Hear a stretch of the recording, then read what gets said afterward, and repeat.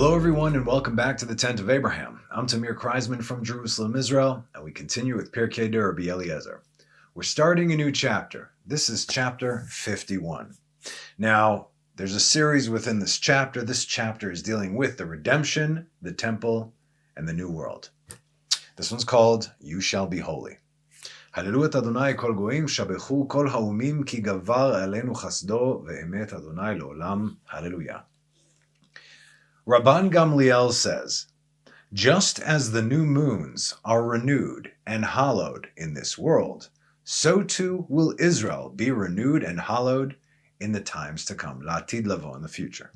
As said in Leviticus 19:2, speak to the entire congregation of the children of Israel and say to them, you shall be holy, for I, the Lord your God, am holy. Okay? Hence, you shall be holy. That's what this thing is all about. So let's unpack this and bring in some gravitas to what we just said. The book of Leviticus is the heart of the Torah. So said the Lubavitcher Rebbe, right? In addition to the obvious that it is literally in between Genesis and Exodus and Numbers and Deuteronomy, of course. It's the third out of the 5 books. But why is it the heart of the Torah? Everything has a purpose, and not to take away from any event, of course not. But we always have to keep asking why and what for until we no longer have an answer, right? Why? Because. Why? Because. Why? Because. Oh, okay.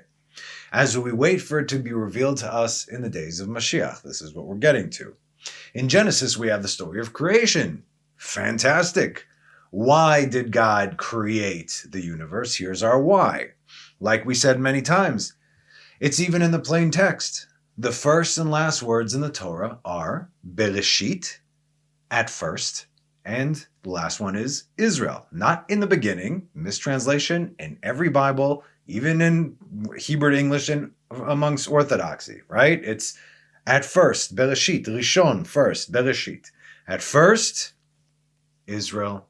At first, before formation, before creation, before any word was ever uttered, was the thought of Israel. Then God spoke reality into existence. By knowing this, we can better understand everything that has happened, everything that is currently happening in the world, and of course, everything that will happen. That's why when, again, we say, just like we're saying in our group right now, do not fret. The crazier things get, the closer we are to the end. Know this. It has to get nuts. In what world are we living? That's what has to come up. I cannot believe that our leaders are doing this. I cannot believe that society. Yes.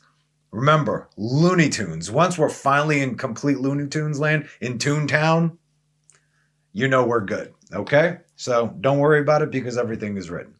So again, everything that happened, everything that is happening, and everything that will happen. It's all for the sake of Israel.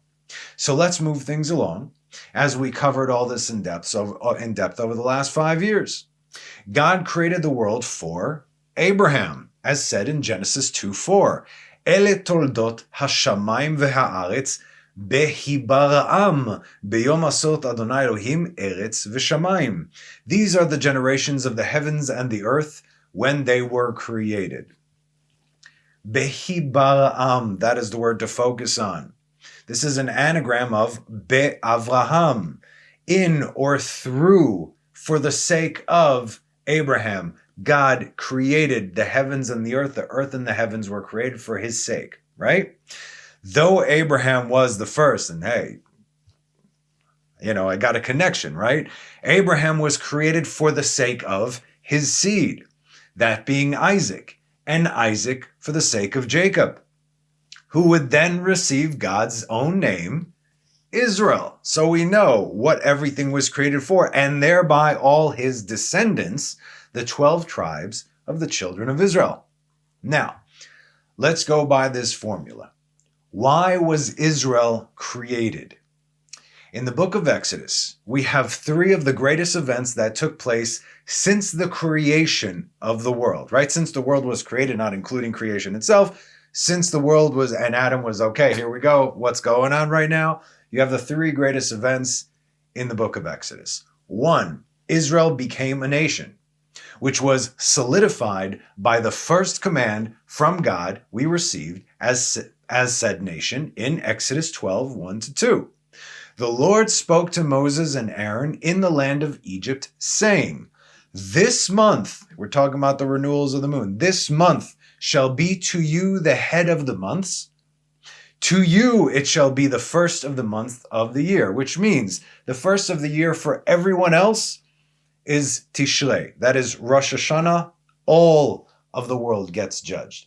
But Israel, the first of the months, is Nisan. That's exclusive for Israel. Which also ties, like we said, into the new moon, as we read in the beginning. The second event, the Exodus itself, and everything that led up to that point where God destroyed Egypt, elevated Israel, took them out of Egypt, and split the sea. Right? So all that is part of the Exodus. The event of the Exodus lasted 7 days, right? Just like the 7 days of Pesach, and then on the seventh, Hashvit Shel Pesach, this was the culmination of the first final redemption, the first redemption, the splitting of the sea. And now we have the third event, and what is that? This is the giving of the Torah at Mount Sinai. So Israel was created to become a great nation, as God told Abraham in Genesis 12:2, and I will make you into a great nation, fulfilling it by starting by giving them a command, right? And I will bless you, and I will aggrandize your name, and you shall be a blessing. Ve'eh bracha. They were inserted into Egypt and refined in the fiery furnace to become said nation, as God told Abraham in Genesis 15:14. And also the nation that they will serve will I judge, and afterwards they will go forth with great possessions. Yetzu be'chush gadol. So in other words, all these promises that God told Abraham, we are now seeing it coming true just a few generations down the line. They were made into a great nation so they could be taken out from the most powerful stronghold the world has ever known. This is asking, why were they made into a great nation? So you see, it's asking why and what for, and this is what we're doing. They were taken out so God's name, why were they taken out? So God's name could be made known throughout the world, and of course, so they could receive the Torah. But receiving the Torah, which comes from the word hora'ah, Torah, hora'ah, lehorot, to instruct.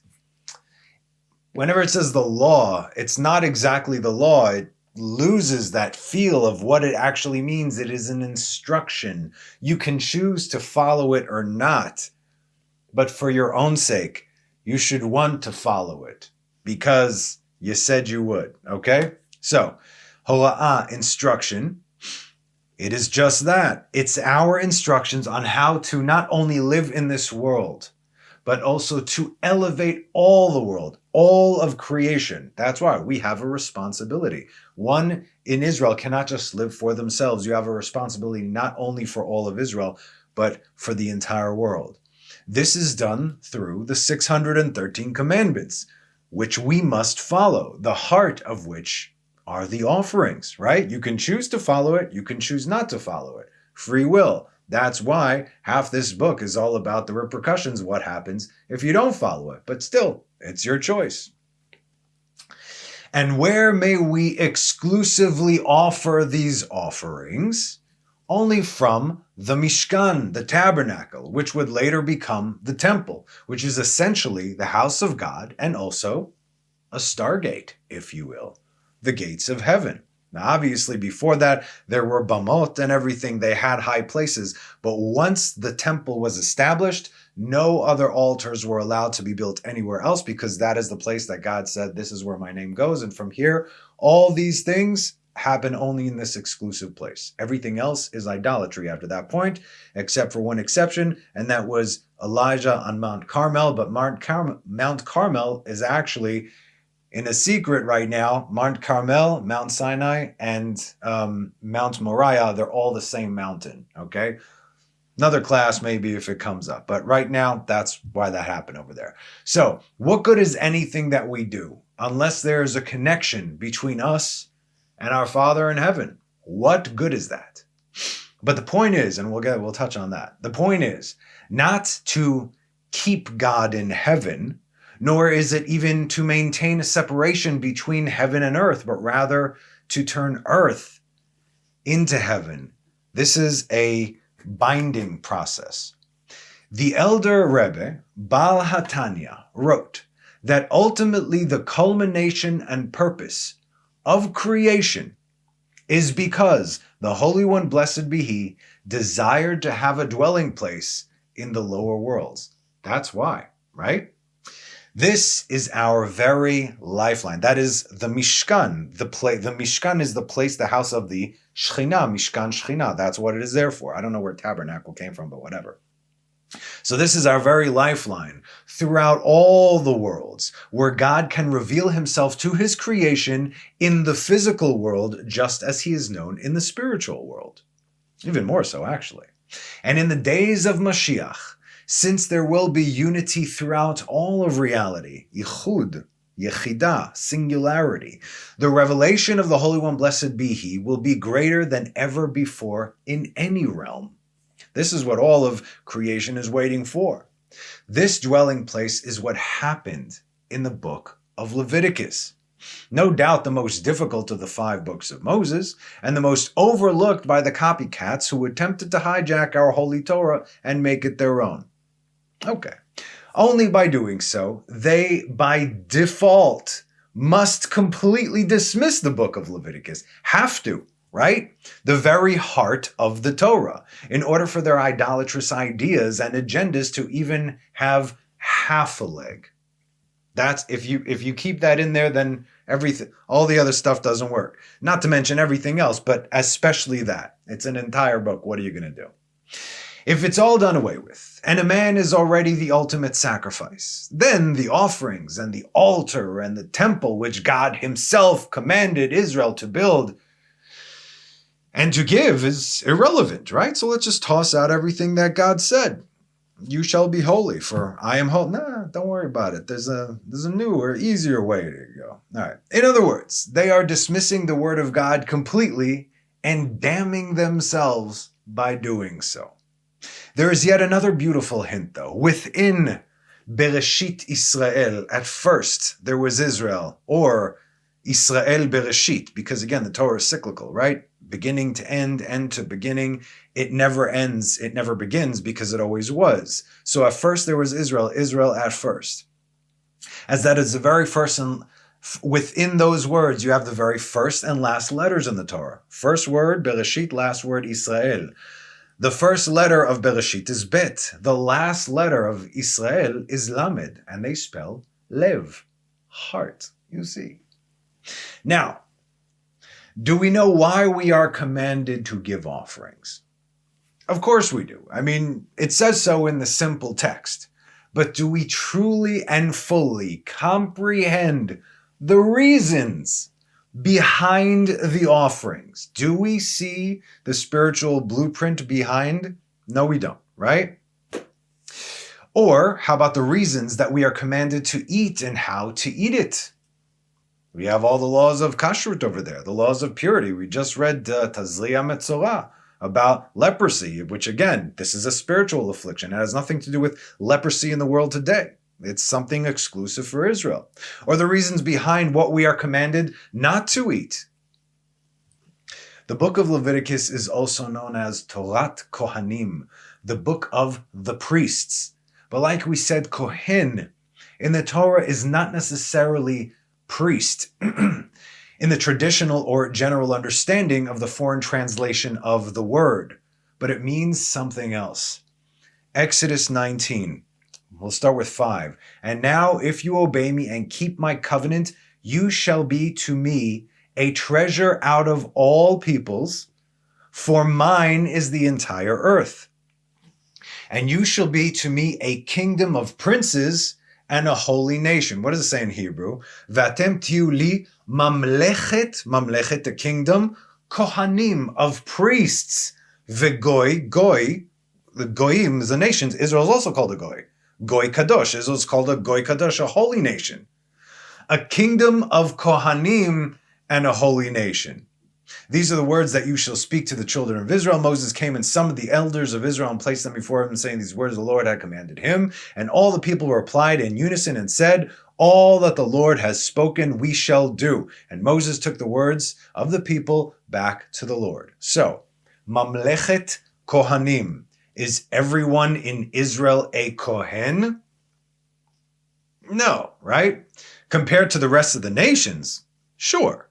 Kohen means to reign, right? Like we said, the current prime minister, Rosh HaMemshala HaMechahen, the reigning prime minister, okay? There is the Mishpachat Kehuna, that is Aharon and his descendants. But specifically, Kohen, we can see it over here. God is referring to all of Israel as Kohanim. And the book of Leviticus, Torah Kohanim, is referring to all of Israel.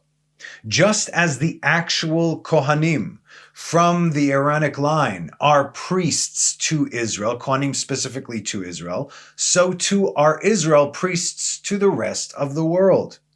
And what is the responsibility of the Kohen, if not to purify and sanctify those he is responsible for? But in order to do that, in order to make pure, one first must be pure themselves. In order for one to make holy, one must be holy. Hence, our title verse, Leviticus 19:2. Speak to the entire congregation of the children of Israel and say to them, you shall be holy, for I, the Lord your God, am holy. Daber el kol adat bnei Israel ve'amarta alehem kedoshim tihiyu. You will be holy. Maybe not even in your lifetime, but in the time of the end, you will be holy. Why? Because I am holy, and we need that unity. And if you are not on the level that I need you to be at, the whole thing gets messed up. So don't worry. God is saying right now, it's going to happen. Whether you like it or not, it's going to happen. You can come walking or getting dragged by your hair, kicking and screaming. It is, you will be holy because I am holy. You are called Israel. That is my name. We're getting together. That's what's happening. And another thing that you must know, we as Jews, whether we understand exactly why we do something or not, because we have chukim umishpatim, a chukah is something that, okay, do this, so we don't understand the logic behind it. But regardless, whether we understand something or not, why we are allowed to eat something or not is completely irrelevant for us following said commands. We just read that Israel agreed to everything that God would say before it was even given, simply because God said, God is the one that said it so. And for us, that is enough. God said, whatever he says, you got it. That is by design, because following said commands, despite our lack of true knowledge and understanding, not to mention the divine wisdom behind all, is what constitutes our faith, right? The moment we know, the moment we have knowledge, there goes our faith. We don't need faith because I'll believe it when I see it. Now I see it, and therefore I don't need to believe it because I know it. You see, you get the point, right? And that is how we differ, or rather, that is how God himself differed us from the rest of the nations, as we read in Exodus 19. And now if you obey me and keep my covenant, you shall be to me a treasure out of all peoples, for mine is the entire earth. I decide, said God. You are separate from them. Hence, a nation of Pharisees, Purushim, Lifrosh, to draw away from the rest of the world. And you shall be to me a kingdom of Kohanim and a holy nation. These are the words that you shall speak to the children of Israel. 6 times in the Torah does God command us to be holy. And why? Because he is holy. And where are all these 6 times where the master and creator of all of reality has commanded us to be holy? Only in the book of Leviticus. 11:44-45, for I am the Lord your God, and you shall sanctify yourselves and be holy, because I am holy, and you shall not defile yourselves through any creeping creatures that crawls on the ground. For I am the Lord your God, who has brought you up from the land of Egypt to be your God. Thus you shall be holy, because I am holy. That's 2. 19:2, speak to the entire congregation of the children of Israel and say to them, you shall be holy, for I, the Lord your God, am holy. That's 3. 20:7, you shall sanctify yourselves and be holy, for I, the Lord your God, for I am the Lord your God. That's 4. 20:26, and you shall be holy to me, for I, the Lord, am holy, and I have distinguished you from the peoples to be mine. That's 5.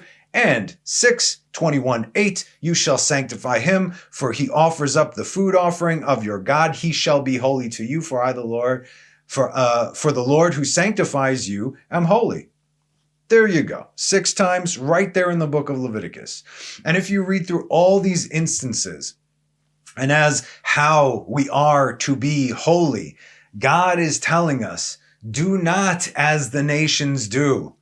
Not in any, whatever they do, make sure you don't do that. The things that I'm giving you right now, you can be certain that nobody else does. Why? Because logically, it will make no sense. So of course, you're not going to live like them. You live the way I'm telling you, the way things go above nature. Let the nations live within nature, Hateva, Elohim, in this world. But you guys are above nature. You have to follow that. Just like I took Abraham out and I showed him, Ein Mazal Yisrael, you are above the Mazalot. You are above any other forces if you follow the Torah.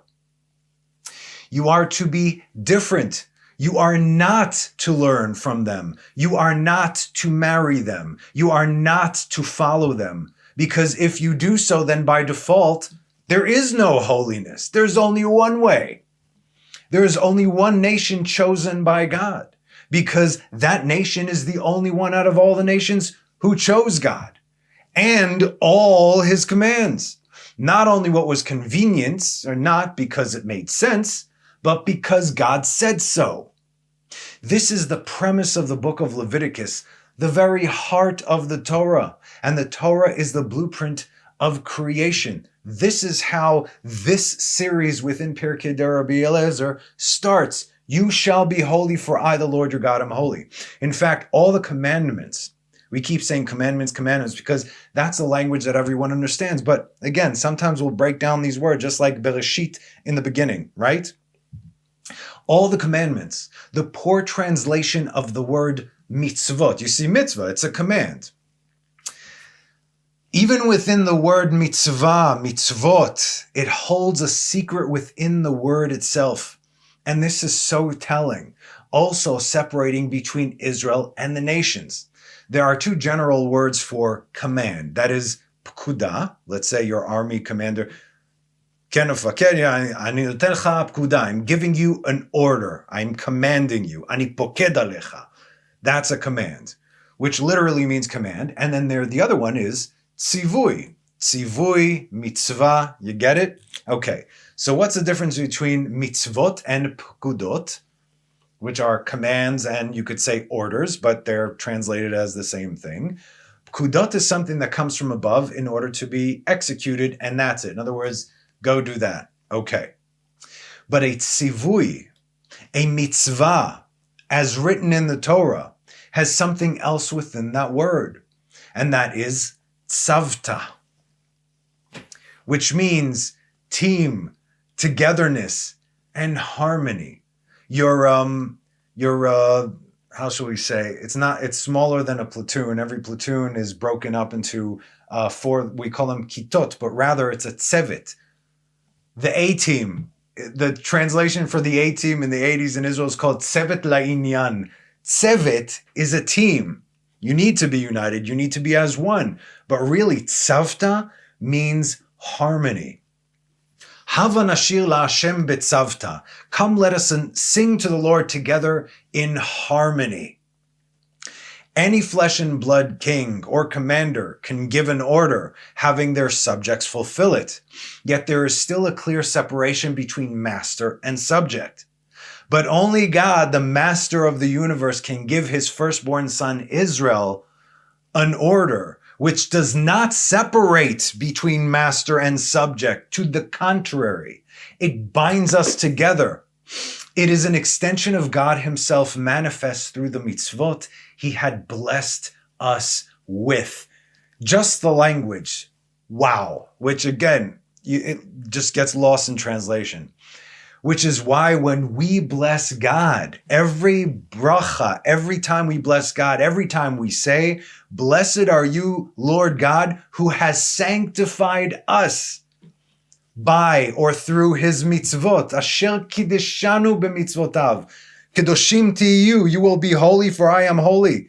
Through the mitzvot, which means tzavta, harmony, together with the creator of the universe, we get to be sanctified and hallowed. You see this? Look, at the beginning of every Torah teaching, I give the blessing for the Torah in Hebrew and in English. That's right there. That's what this is. Who has sanctified us by his mitzvot. The mitzvot are a blessing. They are our lifeline. They are not a hindrance. This is why we are here, to do this, and this is what keeps us here. Tzaddik be'emunato yichyeh, which is why whenever we finish, for instance, a Torah session, we say the following verse. Rabbi Hananya ben Akasha says, Ratzah HaKadosh Baruch Hu lezakot et Yisrael lefichach yirba lehem Torah mitzvot. The Holy One, blessed be He, wished to sanctify or to give merits to Israel. Therefore, He gave them much Torah and mitzvot. It's everywhere. There's no reason that you can't do a mitzvah. Lefichach hirba lahem harbe, many, a lot. Torah u'mitzvot, much to learn, much to do. As said in Isaiah 42:21, the Lord desires this for his righteousness' sake. He magnifies the Torah and strengthens it. How do we magnify the Torah and strengthen it if not through the mitzvot that we learn from the Torah? Even the ethics of our fathers, Pirkei Avot, says it is better to do than just to learn. You need to learn for the sake of doing. Adonai chafetz leman tzidko, yagdil Torah ve'yadir. And how did this happen? By giving Israel the Torah. Now, the reason I went off on this topic, I did not plan this once I started writing it. It just kind of happened and, I went off. But this is because this chapter in Pirkei Dora Eliezer is all about the coming redemption, the world to come and the third temple and many other deep things. And it's all about the essence of how we get there. And the book of Leviticus, really, as far as Israel is concerned, this is how we get there. We have a responsibility not only to God and to ourselves, but also to the world to help the world do this rectification. So like I said, I wasn't planning on making this the first chapter in this class into a preface, but considering the hour, it is late. I thought it appropriate. So we'll conclude this class the way it began, because that is what is going to set the tone for this chapter. Rabban Gamliel says, just as the new moons are renewed and hallowed in this world, so too will Israel be renewed and hallowed in the times to come. As said in Leviticus 19:2, speak to the entire congregation of the children of Israel and say to them, you shall be holy, for I, the Lord your God, am holy. And that's our class for today. Short, sweet, and to the point. So as always, thank you so much for joining me. Have a wonderful rest of the week and have a Shabbat Shalom. Bye-bye.